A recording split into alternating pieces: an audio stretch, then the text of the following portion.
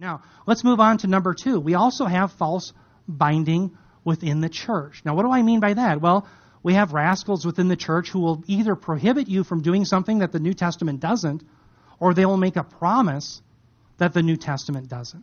Now, we see that particularly in Sabbath keeping. For example, Seventh-day Adventists will claim that you must hold to a Saturday Sabbath. Now, I just laid out in our Sunday school why this is incorrect. Where true Sabbath rest is found in Hebrews is found through faith in Jesus Christ. Now, some of you may be saying Seventh-day Adventists really aren't Christians, and so why are you using them? And you know what? You may have a good point. Listen to the other doctrines that they hold to.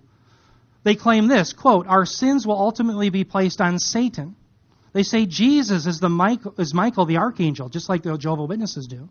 They say on October 22nd, 1844, Jesus entered the second and last phase of his atoning work. News to you, right? Didn't know that. The dead don't exist anymore. They believe in soul sleep. The wicked are annihilated. Why do they believe all these things? You know what? Because they listen to the traditions of men. They elevated a woman named Ellen G. White to be a prophet for God. And so they elevated the tradition of mankind over the clear teaching of the Word of God. Now, you might say, well, that's just those rascal Seventh-day Adventists. They want to falsely bind us to Saturday Sabbath. No, not so fast. There are people that we would hold near and dear as true brothers and sisters who are in the Reformed tradition.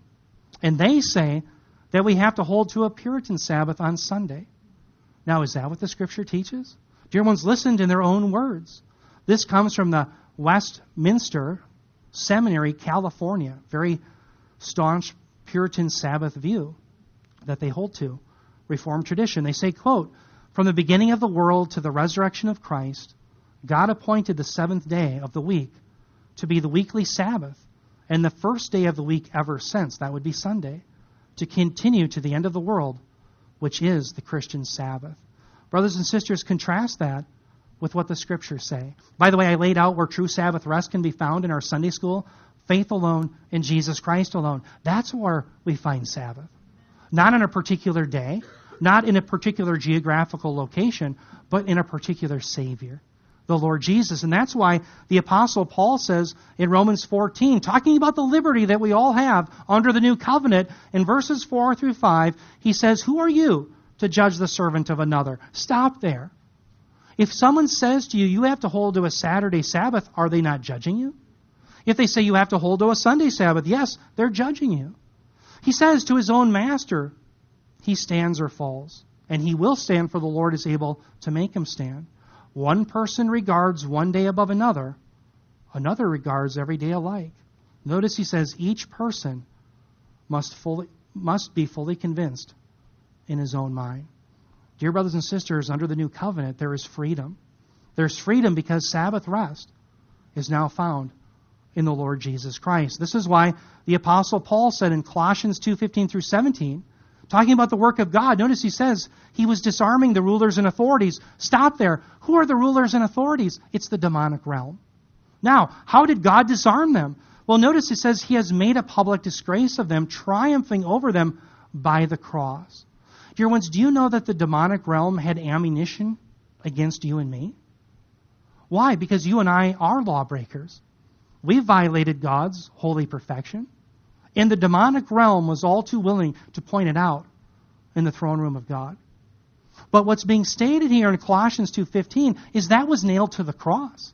So now they can say, aha, you're guilty. Look at that guy. He's a sinner. He's broken your law. And Jesus has paid it. And so there's no longer any debt incurred.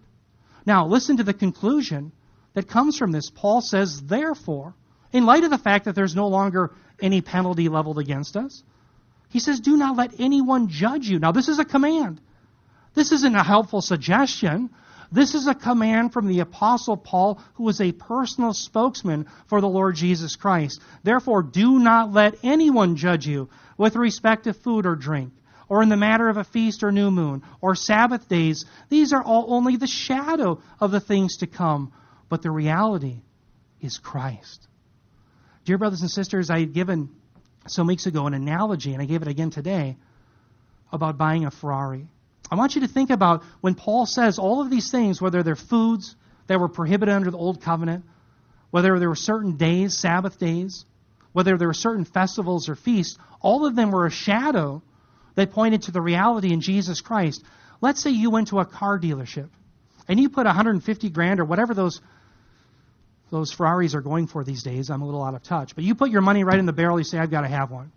The dealer says, why don't you come back next week? We'll get you all set up. So you put your money down, you come back next week to pick up your car, and they say, you know what? You don't get the car, you get the shadow. How many of you would put up with getting the shadow rather than the reality?